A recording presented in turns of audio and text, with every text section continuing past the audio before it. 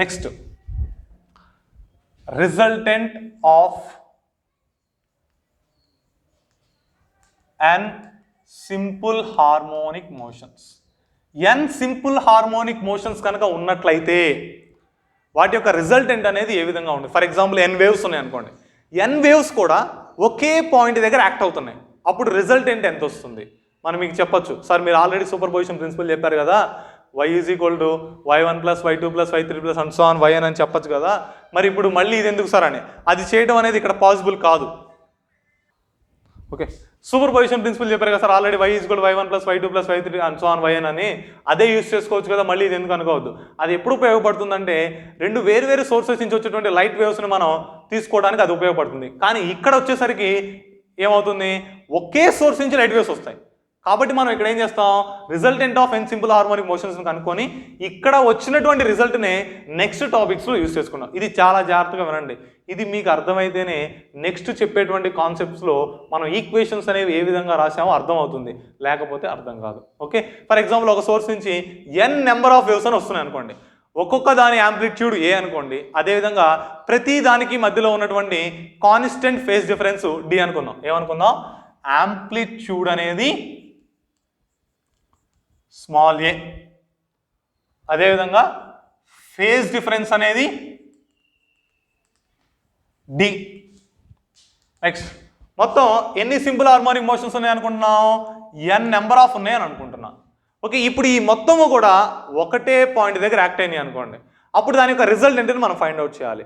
వెక్టార్స్లో మనం resultant find out చేయాలంటే geometrical మెథడ్లో ఏం చేస్తాం, ఫస్ట్ వెక్టార్ యొక్క హెడ్ దగ్గర సెకండ్ వెక్టార్ యొక్క టెయిల్ ప్లేస్ చేయాలి, సెకండ్ వెక్టార్ యొక్క హెడ్ దగ్గర థర్డ్ వెక్టార్ యొక్క టెయిల్ ప్లేస్ చేయాలి, థర్డ్ వెక్టార్ యొక్క హెడ్ దగ్గర ఫోర్త్ వెక్టార్ యొక్క టెయిల్ ప్లేస్ చేయాలి. ఈ విధంగా అరేంజ్ చేసుకుంటూ వెళ్ళి చివరిలో మొత్తం కంప్లీట్ అరేంజ్మెంట్ అయిపోయిన తర్వాత ఫస్ట్ వెక్టార్ యొక్క టెయిల్ నుంచి లాస్ట్ వెక్టార్ యొక్క హెడ్కి ఒక వెక్టార్ గీసినట్లయితే అదేం తెలియజేస్తుంది, రిజల్టెంట్ని తెలియజేస్తుంది.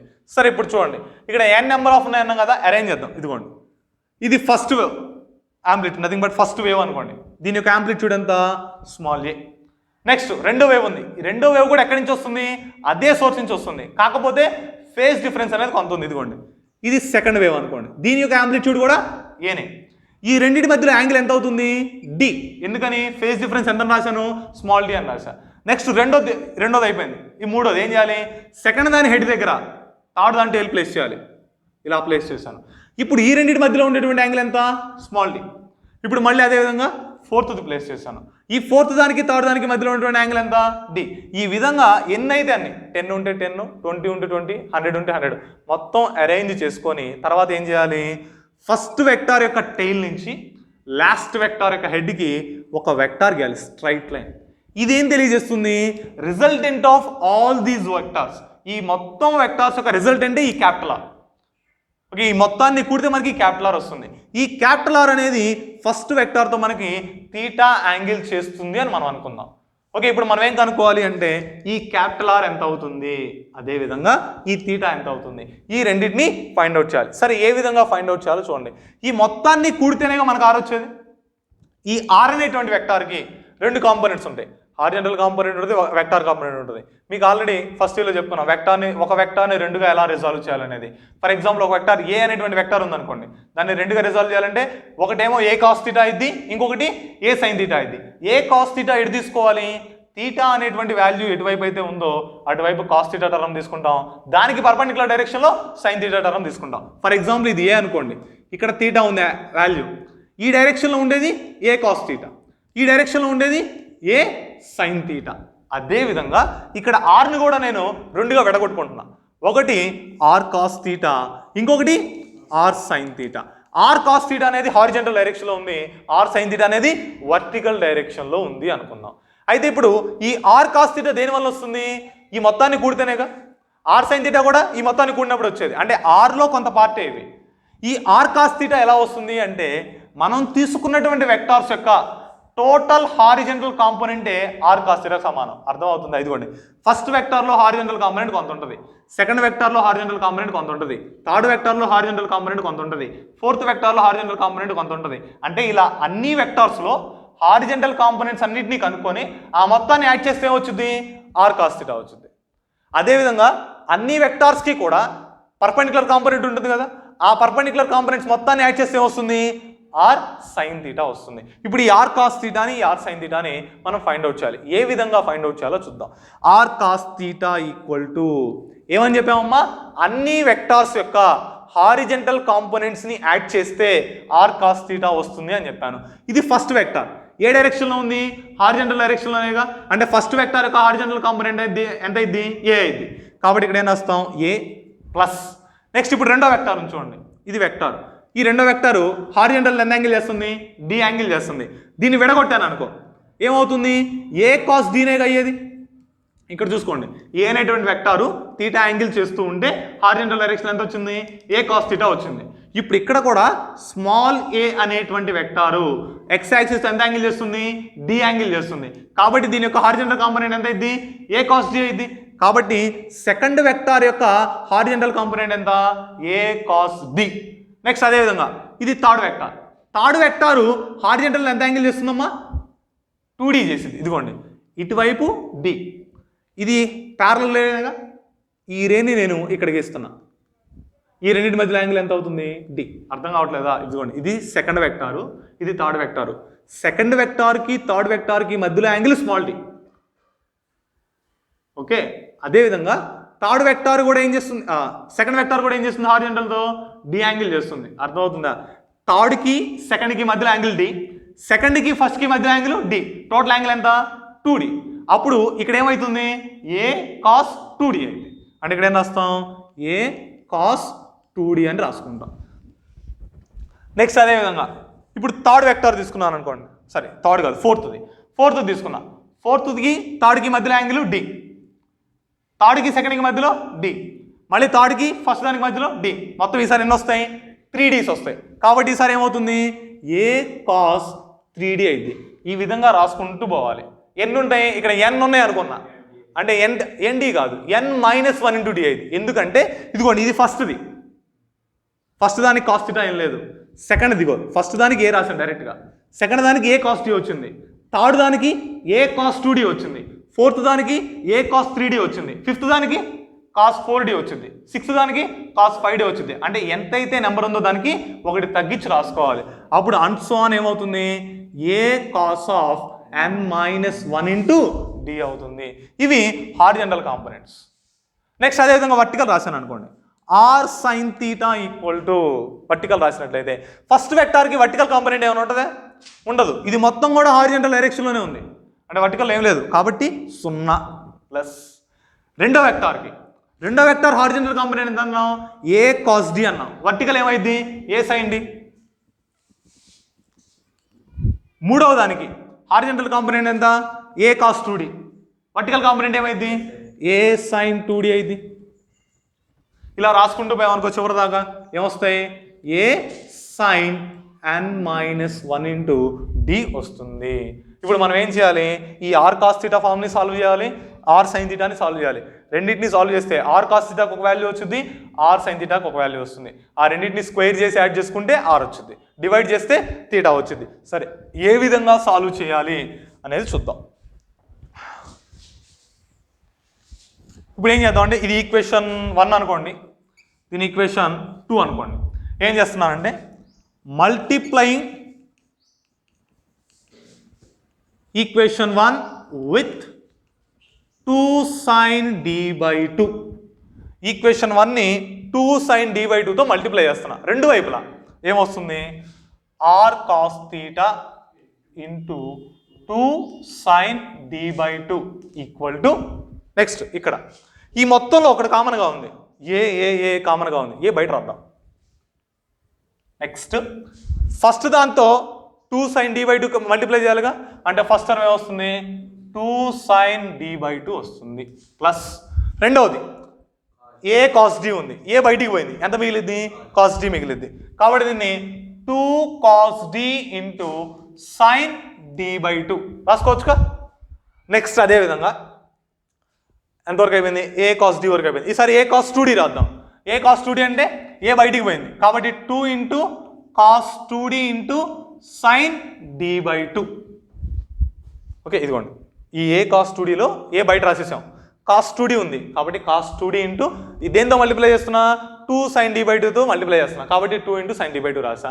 అదేవిధంగా చివరి దాని వరకు రాశాను అనుకోండి, చివరి దాని వరకు అంటే ఇదిగోండి ఇది ఏమొస్తుంది 2 into cos n minus 1 into d into sin d by 2 వస్తుంది. ఓకే, ఒక్కసారి ఇది అబ్జర్వ్ చేయండి ఏ విధంగా ఉంది. 2 cos θ sin θ, sir sin cos θ 1 లేకపోతే sin θ 2 అనుకోండి, అంటే రెండు వేరుగా ఉన్నాయి కాబట్టి ఎలా ఉంది చూడటానికి 2 cos a sin b ఫామ్లో ఉంది.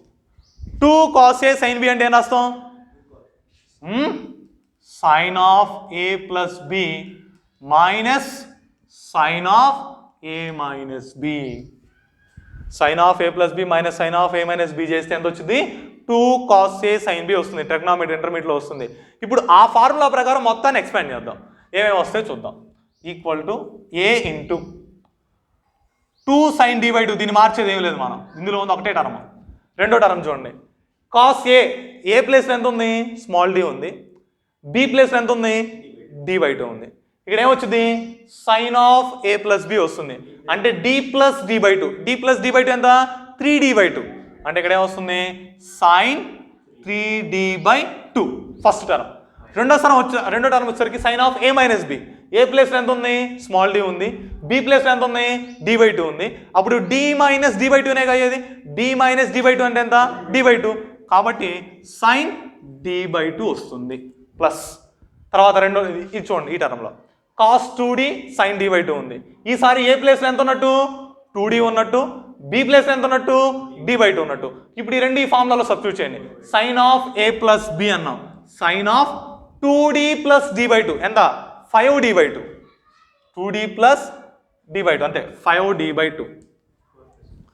ఓకే, ఎల్సిఎం చేసుకోండి 2d plus d by 2 LCM చేస్తే 4d plus d అవుతుంది, అప్పుడు 5d by 2 వచ్చింది. నెక్స్ట్ సెకండ్ టర్మ్ చూడండి a మైనస్ b, అంటే ఈసారి 2d మైనస్ d by 2 రాయాలి. 2d మైనస్ d by 2 ఎంత వచ్చింది 3d by 2 వచ్చింది, అంటే minus sine of 3d by 2 వస్తుంది. Next plus and so on, ఆ చివరికి ఇక్కడికి వచ్చేసరికి ఏమవుతుందమ్మా సైన్ ఆఫ్ ఎంత వచ్చింది ఇక్కడ చూడండి ఒకసారి 3d 5d, అంటే అన్నీ ఏమొస్తున్నాయి ఇంటీజర్స్ వస్తున్నాయా లేకపోతే ఇంకా మీకు అర్థం కాదు n minus 1 into d d by 2. ఏ ప్లేస్లో n మైనస్ 1 ఇంటూ d ఉంది, b ప్లేస్లో d by 2 ఉంది, అంటే a ప్లస్ b కాబట్టి n minus 1 into d plus d by 2 ఎంత వస్తుంది. రెండిట్లో ఏం కామన్ ఉంది d కామన్ ఇస్తే n minus 1 plus 1 by 2 into d అవుతుంది, అంటే ఎంత వచ్చింది n మైనస్ 1 by 2 ఇంటూ dనేగా, అంటే ఇక్కడ sine of n minus 1 by 2 into d అవుతుంది. నెక్స్ట్ రెండోది a మైనస్ b చేయాలి, అంటే ఈసారి తీసేయాలి, అప్పుడు ఇక్కడ మైనస్ వచ్చిందిగా ఇదమ్మా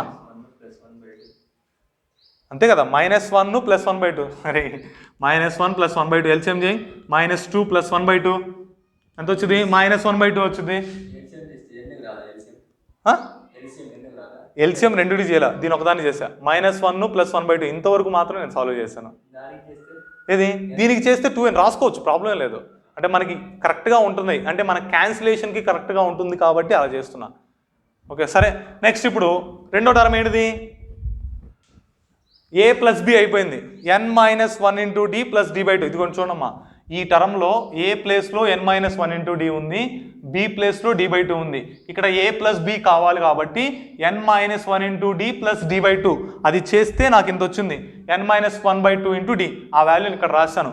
అదేవిధంగా రెండోసారి ఏం చేయాలి, రెండో టర్మ్ ఏముంది minus sine of a minus b అని ఉంది కదా, ఏ ప్లేస్లో ఎంత ఉంది n మైనస్ 1 ఇంటూ d ఉంది, b ప్లేస్లో ఎంత ఉంది d by 2 ఉంది, మనకు కావాల్సింది ఏంటి sine of a minus b, minus కాబట్టి మైనస్ చేస్తున్నా, రెండిట్లో d కామన్ ఉంది కాబట్టి d పక్కన రాస్తే n minus 1 minus 1 by 2 into d, minus 1 minus 1 by 2 కూడితే ఎంత వచ్చింది మైనస్ 3 by 2 వచ్చింది, కాబట్టి ఇక్కడ n minus 3 by 2 into d అని రాసుకుంటాము. అప్పుడు ఎంత వస్తుంది sine of n minus 3 by 2 into d. ఇది మనం సాల్వ్ చేస్తే వచ్చేటువంటి వాల్యూ. ఓకే, దీన్ని కావాలంటే మీరు సైన్ ఈ ఫార్ములా ప్రకారం ప్రతిదాన్ని ఎక్స్పాండ్ చేయండి, అదే వస్తుంది. ఓకే నెక్స్ట్ ఇక్కడ చూడండి అమ్మా, ఇది sin 3 by 2 ప్లస్ ఇది మైనస్ సైన్ 3/2 క్యాన్సిల్ అవుతుంది. ఇక్కడ 2 sin d/2 ఉంది, ఇక్కడ వచ్చేసరికి మైనస్ సైన్ d/2 ఉంది. ఇది 2, ఇది -1. 2 - 1 ఎంత? 1. అంటే ఏం మిగులుతుంది? a into sine d/2 మిగులుతుందిగా, a into sine d/2 మిగులుతుంది. ఇంక ఇలా చేసుకుంటూ పోతే ఇదిగోండి ఇక్కడ సైన్ 5d/2 ఉంది. తర్వాత టర్మ్లో కూడా మైనస్ సైన్ 5d/2 వచ్చిందిగా, అది కూడా ఏమైంది? క్యాన్సిల్ అవుతుంది. ఇలా కంటిన్యూస్గా క్యాన్సిల్ అయితే పోతే చివరికి ఏ టర్మ్ మనకి మిగిలిద్ది? ఈ రెండిట్లో ఇక్కడ చూడండి, ఇది క్యాన్సిల్ అవుతుంది. తర్వాత ఈ ఫస్ట్ దాంట్లో సెకండ్ దాంట్లో ఉన్నట్టు సెకండ్ టర్మ్ క్యాన్సిల్ అయింది. అంటే ఇక్కడ మనకి ఏది క్యాన్సిల్ అయింది? n-1/2 ఇంటూ d క్యాన్సిల్ అయిద్దా? n-3/2 ఇంటూ d క్యాన్సిల్ అయిద్దా? n-3/2 ఇంటూ d అనేది క్యాన్సిల్ అవుతుంది. ఇది మిగులుతుంది sine of n-1/2 into d అనేది plus sine of n-1/2 into d. Okay, ఇలా క్యాన్సిల్ అవుతూ పోతాయి వరుసగా. ఇక్కడ 5d/2 ఉంది, తర్వాత టర్మ్లో -5d/2 వచ్చింది, ముందు 7d/2 వచ్చింది, తర్వాత టర్మ్లో మళ్ళీ -7d/2 వచ్చింది. ఇలా కంటిన్యూస్గా అన్నీ ఏమైతే క్యాన్సిల్ అయిపోయి చివరికి ఇది మాత్రం మిగిలింది మనకి. Sine a into sine d/2 plus sine of n-1/2 into d. ఇప్పుడు ఇదే ఫామ్లో ఉంది, sine c plus sine d. అంతేనా? Sine c plus sine d అంటే ఏం రాయాలి? Sine c plus sine d అంటే ఏం రాసుకోవాలి? 2 sin c plus d/2 into cos c minus d/2. అది ఫార్ములా. ఆ ఫార్ములా ప్రకారం మళ్ళీ దీన్ని ఎక్స్పాండ్ చేయాలి. ఏమొస్తుంది చూడండమ్మా, a into 2 into sign of c plus d/2 ఉంది, c ప్లేస్లో d/2 ఉంది, d ప్లేస్లో n-1/2 ఇంటూ d ఉంది. అప్పుడు sine of d/2 plus n-1/2 into d/2, c plus d/2. అదేవిధంగా cos of c minus d/2, c ఎంత? d/2 ప్లస్ మైనస్ కదా, minus of n-1/2 into d/2 అవుతుంది. ఓకే, ఇక్కడ ఏమేం క్యాన్సిల్ అయితే చూడండి, 2a into sign of d/2 ఉంది, ఈ dని లోపలికి మల్టిప్లై చేస్తే nd మైనస్ d/2 అవుతుందిగా, అంటే d/2 క్యాన్సిల్ అవుతుంది. ఏం మిగులుతుంది? nd మిగులుతుంది. అంటే సైన్ ఆఫ్ nd/2. నెక్స్ట్ ఇక్కడికి వచ్చేసరికి ఏం మిగిలింది చూడండి, minus of n, minus into minus plus, అంటే ఇక్కడ ఏం మిగులుతుంది? n ప్లస్ d/2 వచ్చింది, ఇక్కడ -n ప్లస్ d/2 వచ్చింది, ఇక్కడ d/2 ఉంది, ఇక్కడ d/2 ఉంది, ఏమైంది? d అయింది. d/2 మైనస్ లోపలి మల్టిప్లై చేస్తే -n ప్లస్ d/2, అంతే కదా? ఎంత వస్తుంది? Okay, nd d/2 minus nd plus d/2 ఎంత వచ్చింది? d/2 కొడితే d వచ్చింది, d మైనస్ nd అవుతుంది. d మైనస్ nd అంటే d మళ్ళీ కామన్ ఉంది, బయటికి పోతే 1 మైనస్ n ఇంటూ d వచ్చింది.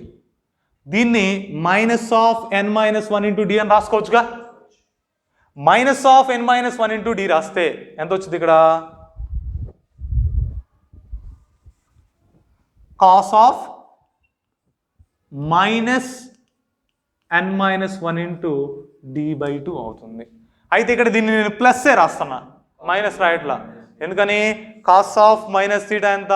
Cos theta. ఆ ప్రకారం దాన్ని అలా రాసుకుంటే సరిపోతుంది. నెక్స్ట్ ఇక్కడ మనకు కావాల్సింది ఏంటి? ఆర్ కాస్ తీటా కావాలి. ఇక్కడ ఎక్స్ట్రా ఏముంది? 2 sin d/2 ఉంది కదా, ఈ 2 sin d/2ని అటు తీసుకోండి. అప్పుడు ఏమొచ్చింది మనకి?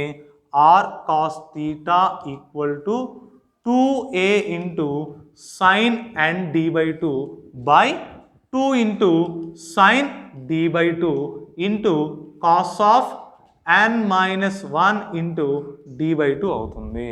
ఏమేం క్యాన్సిల్ అయితే? 2 క్యాన్సిల్ అయితే ఏం మిగిలింది? R cos theta equal to okay, ఇది వరకు క్లియరే కదా? ఇది రాసుకున్నారా? ఇది నేను రఫ్ చేస్తున్నాను. ఆర్ కాస్ తీటా ఎంత వచ్చింది చెప్పండి? R cos theta is equal to 2 cancel అయింది కాబట్టి A into sine and d/2 by sine d/2 into cos of n-1 into d/2. ఇదే విధంగా ఆర్ సైన్ తీటా కూడా మొత్తం చేయాలి. మళ్ళీ 2 sin d/2తో మల్టిప్లై చేసి cos A cos B formula apply చేసుకో, అంటే ఈసారి సైన్ ఏ సైన్ బి వచ్చింది.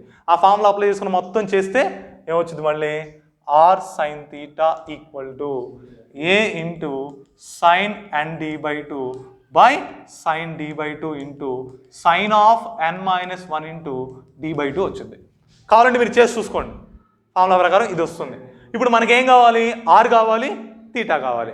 r వాల్యూ కావాలంటే ఏం చేయాలి, ఆ రెండు ఈక్వేషన్స్ని స్క్వేర్ చేసి యాడ్ చేస్తే సరిపోద్దా? స్క్వేర్ చేసి యాడ్ చేశాను అనుకోండి r² వచ్చింది. డైరెక్ట్గా రాస్తున్నానమ్మా, r² cos² θ plus r² sin² θ. r² బయటికి పోతే cos² ప్లస్ sin² వచ్చింది 1 అక్కడ రాస్తున్నాను. నెక్స్ట్ ఇక్కడ కూడా ఈ రెండింటిలో ఇది కామన్గా ఉంది. ఫస్ట్ ఈ రెండు టర్మ్స్ కామన్గా ఉన్నాయి. a² into sin² and d/2 by sin² d/2. ఈ రెండు కామన్ బయటికి రాస్తే ఇది cos² అయింది, ఇది sin² అయింది. మళ్ళీ cos² ప్లస్ sin² ఎంత 1, అంటే ఈ టర్మ్స్ కూడా పోతాయి. అంటే r² ఇది కూడా ఎంత వచ్చింది, a² sin² and d/2 sin² d/2 వచ్చింది. ఈ స్క్వేర్ని రెండు వైపులా స్క్వేర్ ఉంది, a² ఉంది, sin² ఉంది, sin² ఉంది, మొత్తానికి హోల్ స్క్వేర్ రాసుకోవచ్చుగా. ఇటువైపు కూడా r² ఉంటుందిగా, స్క్వేర్ క్యాన్సిల్ అయింది అనుకోండి, ఏం మిగిలింది r is equal to a sin n d/2 by sin d/2. అమ్మా ఇది స్క్వేర్, అది 2లా పడింది, sin² d/2 sin d/2 వచ్చింది. ఇది r వాల్యూ. తీటా వాల్యూ కావాలంటే డివైడ్ చేసి సరిపోద్దిగా. దీని 3, దీని 4 అనుకోండి, 3² ప్లస్ 4² చేస్తే ఇది వచ్చింది. ఇప్పుడు మనకేం కావాలి, tan తీటా కావాలి, అంటే 4/3 చేయండి. 4/3 చేస్తే ఎంత వచ్చింది, tan తీటా ఈక్వల్ టు, ఈ రెండింటిని డివైడ్ చేస్తే tan theta is equal to ఏమొస్తుంది, ఈ రెండు క్యాన్సిల్ అయిపోతాయి, ఈసారి ఈ రెండే మిగులుతాయి. సైన్ బై కాస్, మళ్ళీ tan of n-1 into d/2. tan cancel అయింది అనుకో, theta equal to n-1 into d/2 అయింది. ఓకే, ఇది తీటా వాల్యూ, ఇది r వాల్యూ. ఓకే, దీన్ని మనం ఇంకా సింప్లిఫై చేసి ఎలా రాసుకుంటాం అంటే, ఇక్కడ నెంబర్ ఆఫ్ వేవ్స్ ఉంటాయి, 1, 2, 3 అని కాదు, వందల్లో వేలల్లో ఉంటాయి. ఎందుకంటే లైట్ నుంచి వచ్చేటువంటి వేవ్స్ అన్ని ఉంటేనే మనకి ఇంటెన్సిటీ అనేది ఎక్కువగా ఉంటుంది. అందుకని ఏం రాస్తామంటే n into A is equal to capital ఏ అని తీసుకుంటున్నా. ఏ అనేది ఏంటిది, amplitude of the one wave. ఇందాక నేను రాశాను బోర్డు మీద, ఫస్ట్ స్టార్టింగ్లో రాసాం. ఏ అంటే ఒక్కొక్క వేవ్ యొక్క యాంప్లిట్యూడ్, n అంటే నెంబర్ ఆఫ్ ఆంప్లిట్యూడ్స్, మొత్తం ఎన్ని ఉన్నాయో అది. ఆ రెండింటిని మల్టిప్లై చేస్తే వచ్చేదాన్ని క్యాపిటల్ ఏ అని అనుకున్నాను. నెక్స్ట్ అదేవిధంగా 2d is equal to alpha అనుకుంటున్నా. 2d ఈజ్ ఈక్వల్ ఎంత, ఆల్ఫానా, sorry, nd is equal to 2 alpha. n into d is equal to 2 alpha. d అంటే ఏంటి, ఫేజ్ డిఫరెన్స్, ఒక వేవ్కి రెండో వేవ్కి మధ్యలో ఉండే ఫేజ్ డిఫరెన్స్ d. మొత్తం ఎన్ని వేవ్స్ ఉన్నాయి, n వేవ్స్ ఉన్నాయి. మొత్తం ఫేజ్ ఎంతకు సమానం అవుతుంది, 2 ఆల్ఫాకి సమానం అవుతుందని నేను తీసుకుంటున్నాను. Okay, na is equal to capital A, nd is equal to 2 alpha. ఇప్పుడు ఇక్కడ చూడండి, ఈ ఈక్వేషన్లో r is equal to a into sign nd/2 by sine d/2 అనేది కదా. ఇక్కడ nd/2 అంటే nd/2 ఎంతకు సమానం అయింది, ఆల్ఫాకు సమానం అయిందిగా. ఇక్కడ ఏముంది, d/2 ఉంది. దీంట్లో నుంచి d/2 ఎంత రాసుకోవచ్చు, ఆల్ఫా బై n అని రాసుకోవచ్చుగా. ఈ రెండు వాల్యూస్ని తీసుకొచ్చి ఇందులో సబ్స్టిట్యూట్ చేయండి. అప్పుడు ఏమవుతుంది మనకి, r equal to a into sign nd/2 ప్లేస్లో ఆల్ఫా రాయాలి, కాబట్టి సైన్ ఆల్ఫా బై d/2 ప్లేస్లో ఏం రాయాలి, ఆల్ఫా బై n రాయాలి, అంటే sine alpha by n. n అంటే ఏంటి, ఇక్కడ number of waves. Number of waves అనేవి చాలా వందల్లో ఉంటాయని చెప్పాం. డినామినేటర్లో వాల్యూ ఎక్కువ ఉంటే రేషియో ఏమైంది, తగ్గిద్దిగా. అంటే ఇప్పుడు తీటా వాల్యూ తక్కువనే అర్థం. తీటా స్మాల్ అయితే sine theta nearly equal to theta, కాబట్టి ఏం రాసుకోవచ్చు, r is equal to a into sign alpha by n అని రాసుకోవచ్చు. ఈ రివర్స్ అయితే n ఇంటూ ఏ వస్తుంది, n into A into sign alpha by alpha. ఈ n ఇంటూ ఏ అంటే ఏంటి, capital A into sign alpha by alpha, capital R is equal. ఇది resultant. అదేవిధంగా తీటా చూసుకుందాం. Theta equal to n-1 into d/2 అన్నాం. n అంటే ఏం చెప్పాము, నెంబర్ ఆఫ్ వేవ్స్, చాలా ఎక్కువ ఉంటుంది వాల్యూ. n అనేది 1 కంటే చాలా పెద్దది కాబట్టి, n ఫార్ గ్రేటర్ దాన్ 1 కాబట్టి దీన్ని నియర్లీ ఈక్వల్ టు ఏం రాస్తాం, n/2 అని రాస్తాం. n/2 ఎంత, ఆల్ఫా, అంటే తీటా ఈజ్ ఈక్వల్ ఎంత అవుతుంది, ఆల్ఫా అవుతుంది. ఇదేంటిది, resultant of n simple harmonic motion. n number of simple harmonic motions అనేవి ఒకే పాయింట్ మీద యాక్ట్ అయినట్లయితే అక్కడ వచ్చేటువంటి రిజల్టెంట్ ఎంత ఉంటుంది? R is equal to capital A sine alpha by alpha ఉంటుంది. తీటా ఈజ్ ఈక్వల్ ఎంత అవుతుంది? ఆల్ఫా అవుతుంది. ఇక్కడ గుర్తుపెట్టుకున్నామా? ఇవి గుర్తుపెట్టుకోవాలి. n into small a is equal to capital A, n into small d is equal to 2 alpha. ఇక్కడ capital A అనేది ఏంటిది? Product of amplitude of the one wave and number of waves. Number of waves ఎన్ని ఉన్నాయో ఆ నెంబర్ని, అదేవిధంగా ఒక్కొక్క wave యొక్క యాంప్లిట్యూడ్ని రెండింటిని మల్టిప్లై చేస్తే క్యాపిటల్ A వస్తుంది. ఓకే, డి అంటే ఒక్కొక్క దాని మధ్యలో ఉండేటువంటి ఫేజ్, అంటే ఫస్ట్ దానికి సెకండ్ దానికి మధ్యలో ఉన్నటువంటి ఫేజ్ డిఫరెన్స్ డి, రెండో దానికి మూడో దానికి మధ్యలో ఉండేది కూడా డి. ఇలా ఎన్ని ఉంటాయి? ఎన్ ఉంటాయి. కాబట్టి total phase n into d is equal ఏం రాస్తాం? 2 ఆల్ఫా అని రాసుకుంటాం. ఈ రెండు వాల్యూస్ గుర్తుపెట్టుకోవాలి, ఈ రెండు వాల్యూస్ గుర్తుపెట్టుకోవాలి.